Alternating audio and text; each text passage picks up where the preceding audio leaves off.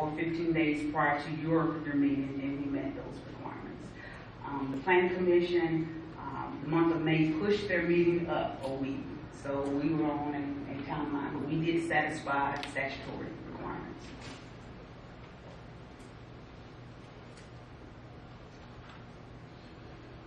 Go back to the other layout.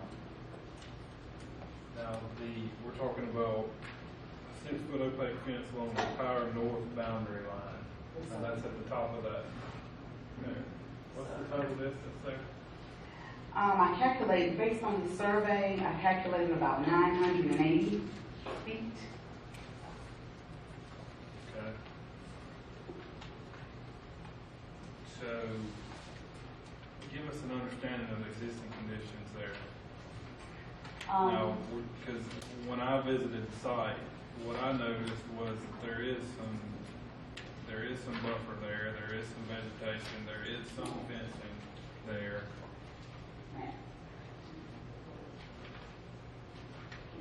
And I want to be clear that the board understands what we're buffering against.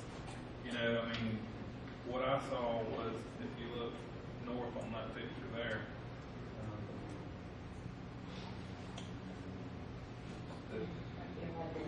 and there's a better one. So we're talking one single family residence, and then directly behind that, which is to the north of the facility, there is some buffering there. It's not mature yet, but there is some buffering there, and we're buffering against what? Pasture, a pasture, but our buffering requirements is based on the zoning district, not the actual use on the property, and we've had some flaws with that, especially when you have churches against vacant properties that happen to be residential. They have to provide for a buffer. In this case, the neighbor to the north have planted some trees, but that's on their side. Mr. Copeland will be required to do the vegetation on his side of the property.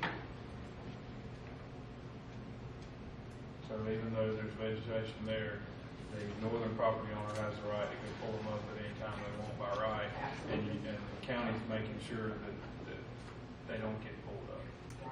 Right. Now, the applicant, if he can speak to this further, has agreed to construct a 6-foot privacy fence along just a portion of that north property line. But it's TRC's recommendation that he construct that the entire length of that north property line. Questions for staff? On the timeline of use, Yes, sir. there's a gap from 2007 to the present.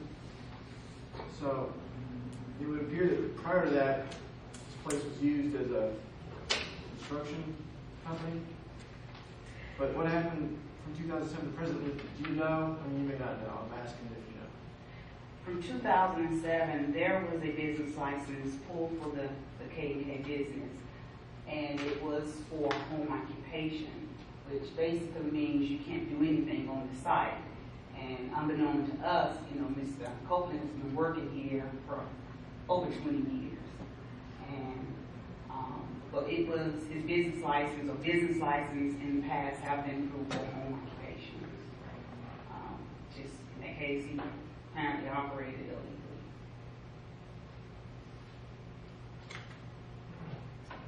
But he had a license, it's just not proper one.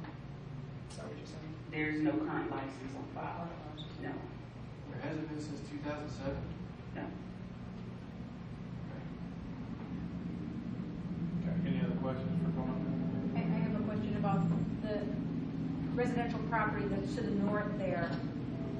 How long have those people been there? Like, have they been there before 2007 or after 2007? They've been there for quite a while. I believe they are here. They can speak to that. They've been there at least 15 to 20 years. Down.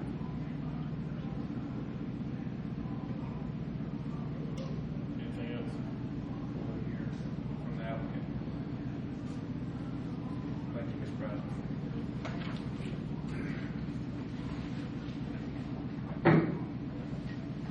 Is the applicant or his representative here to speak on our representative? The applicant.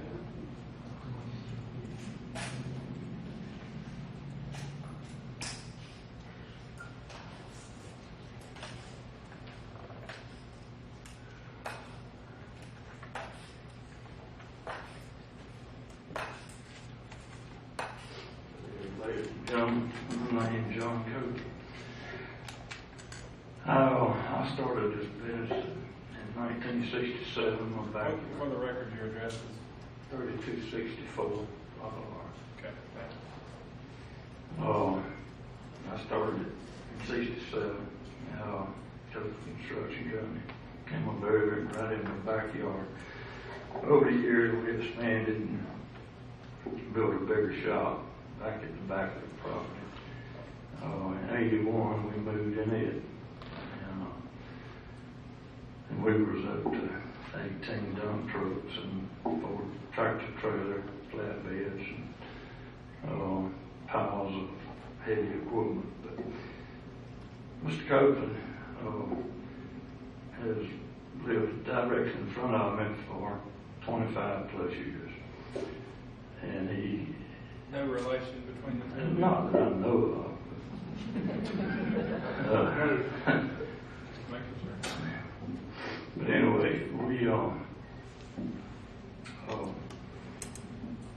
my daddy passed away 3.5 years ago, so, and Mr. Copeland bought the place from my stepmother.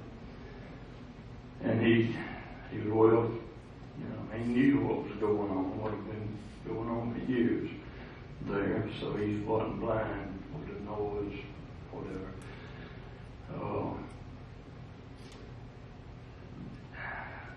I just see no reason. There's already the first thing he done was pretty much the first thing was put the cedar trees from the east end to the high about middle ways. Then a privacy fence for a little ways, and it looks like red tips, I don't know, some kind of shrub on back to the back. And I've just gotten the money to keep on with this. I had it up for sale, things got bad, I couldn't sell it.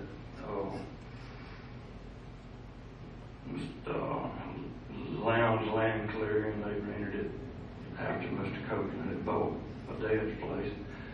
They rented it a year and a half, something like that. They were there, heavy equipment, no complaint.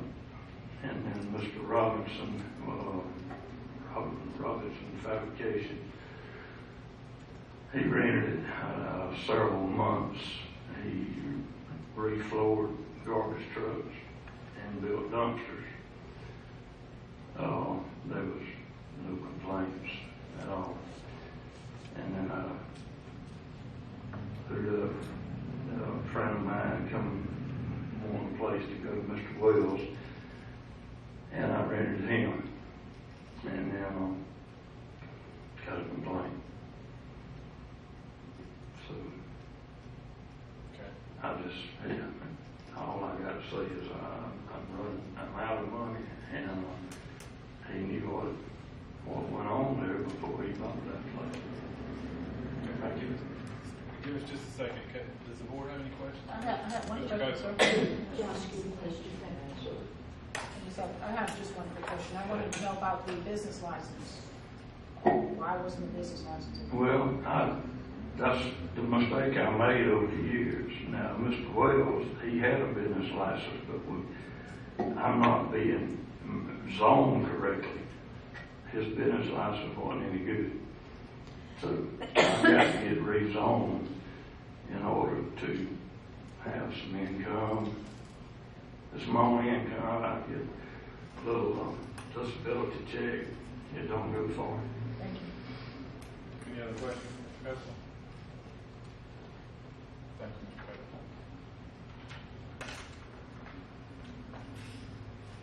Copeland. Anyone else here in support? Has any additional information to add?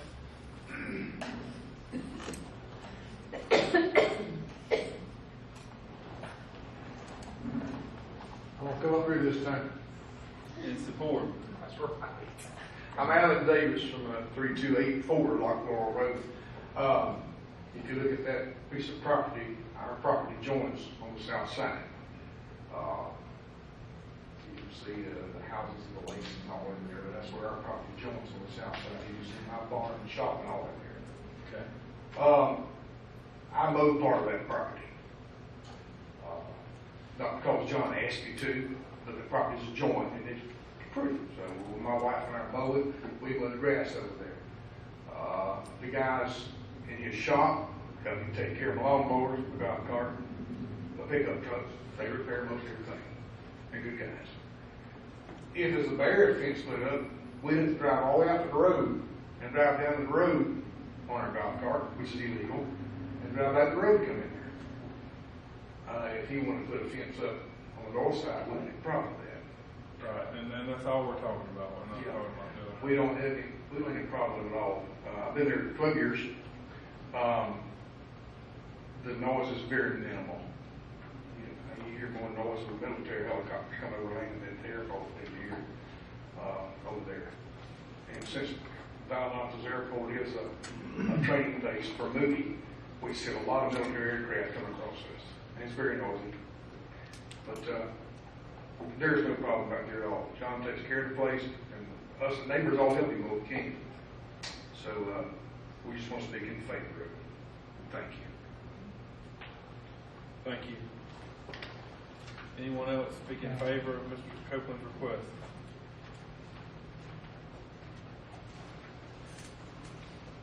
Yeah, my name is Charles Miles. I live at 3274, and my property adjoins John's on the south side, and his shop is totally visible from my backyard. I have absolutely no complaint with John. He's a fine neighbor. I don't have a noise problem at all. Support him in every respect. The only thing that I question, I don't know anything about zoning requirements, but if you required him to put up a fence to join my property, I'd be up here complaining, because I don't want a privacy fence on my side. I don't understand why he's required to put one on the north side when he's not required to put one on the east, south, or west side.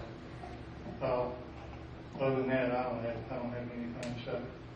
So you have, you said, I hear you say noise. No, I mean, like Alan says, we have airplanes, we're in the flight pattern. We have airplanes and helicopters come over our house numerous times during the day, and they're a lot more noise than John. And really, it's not any noise. Occasionally you'll hear an animal or something, but other than that, I don't hear anything. Okay. Thank you. Anyone else? Something new. Something new. I'm Norman Bush. I live at 314 Laurel Road. Been there 40 plus years. John has been at his place 40 plus years. Where is that in relation to the property? I'm on the corner of Brown Road. For those of us that don't know. Okay. I'm just north of there by probably a quarter mile. For you that know what the old Copeland farm was, I bought the north end of it and John bought the south end of it. That's we're close to that relation. Okay. Don't know what Robert's problem is. I understand that he's got a complaint about the diesel. Got a question for Robert. He got 3 neighbors on 3 sides that drive diesel trucks. At what point are you going to complain about us? Okay. Thank you. Thank you.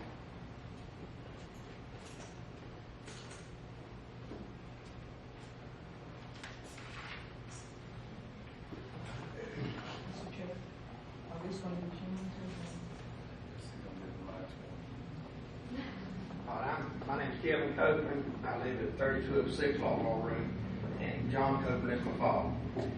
I worked with him for years and years down there. We've always worked until, worked out that shop until he went out of business a few years ago, and he has rented out people who do similar work. I know this is about noise, so I'll just get to that part. I know that 10 to 20 years ago during that time, we did a lot more work and made a lot more noise than what has gone on there the last 2 or 3 years. We started before daylight, and we stayed till after dark. And Mr. Robert has always been a good neighbor. You know, he lived right across the street from us, and we never had any complaints from anybody. And whatever noise is going on there now is a lot less than it used to be. Okay. All right, thank you. All right, time for the opposition. Is there anyone here in opposition to this request? Prepared to speak, Mr. Robert. My name is William Vargas. I am Mr. Robert's son-in-law. And just to answer a couple of questions, it's not the noise from diesel trucks. Wait a minute. Before you get started, let me just ask to make sure. Okay, so you're representing Mr. Robert Copeland, correct? Okay. All right. But you don't live there? Right. Okay. All right. Okay. All right, go ahead. I'm sorry. Okay, well, continue on. Where does the person you're representing live? If you'll go.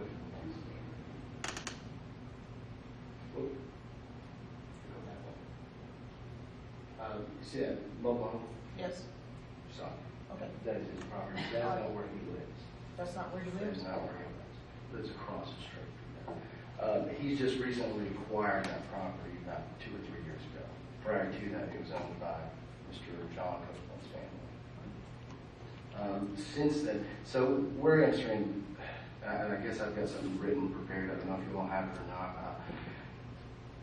His property has been leased to a truck repair service, diesel truck repair service. We're talking not just any diesel truck that's driven down the street, as truck, a big rig repair service as well, which we think consequently is not in compliance with the code, which was Mr. Kirk's first question was the zoning district that he's in is not crossroads commercial, it is residential agricultural, R1 district. And so what he's asking for is to not place this buffer. What we're asking for is obviously that his property not be zoned commercial. This is the board meeting on the buffer requirements, right? And stated under 4.3.11. And also under that code requirement says the buffer be placed and maintained by the property owner requesting that variance. And I guess that's sitting on section code 4706. B-6. You all know that, obviously, written. We also have the property question is rezoned commercial crossroads does not seek to preserve the mix of the agricultural and residential character that we're trying to keep. Yeah. Prior to Mr. Robert buying the property, there was no interaction as far as there was no business being run for the past 3 years, so we weren't aware of that. The noise did start. The noise is present. There's a lot of property owners that are here in favor of that. However, they're not in direct line of the road that's being used by these semi-trucks or trucks, and there is some sort of buffer on the adjoining members' properties. There's trees, a lot more distance. We also have submitted 21 signatures of surrounding property owners who oppose this action. I believe the packet was given to you all. And yes, we understood what Mrs. Carmel said about the 21st. We were not able to be there present to oppose that. Excessive noise, odor, and rights to privacy are in question. And it's our intention, hopefully, to build a home back there, which would be on, I wish I had one of those little laser pointers for you guys where it would be. Northwest. Northwest, all right, thank you.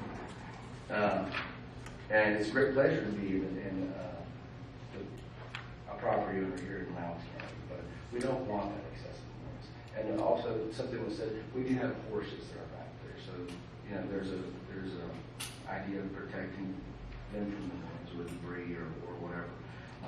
We don't know whether there's a plan for hazardous waste disposal from a truck repair shop. There are federal regulations that prevent them from having something like that. Does he have a plan for that? If he does not, if he does, where is it? We didn't want to force anybody out of business with our complaints. They were just out of compliance. They're in a residential, agricultural zone area. I'd like to reiterate that it's not commercial crossroads. Any questions from you? Sure. Well, just as a point of clarification, like you said, I think y'all's issue, it seems to me, and I'm maybe speaking out of turn, but your issue seems to be more with the zoning, which obviously, like It you said, truly is. we have nothing to do, we have no control of that. Right. Commissioners and the GLPC. What we're trying to determine is making the assumption that rezoning goes through and he's successful with that, is there a need for this buffer? And that's why I'm putting into question how these meetings were held, with the variance being requested prior to the zoning being requested. Well, what I hear you saying is, if his rezoning is successful, should the variance request come after that? If we were here fast forward 6 months or Right. 6 weeks, whatever, I feel in favor, yeah. you would still be Definitely here. in favor of a buffer.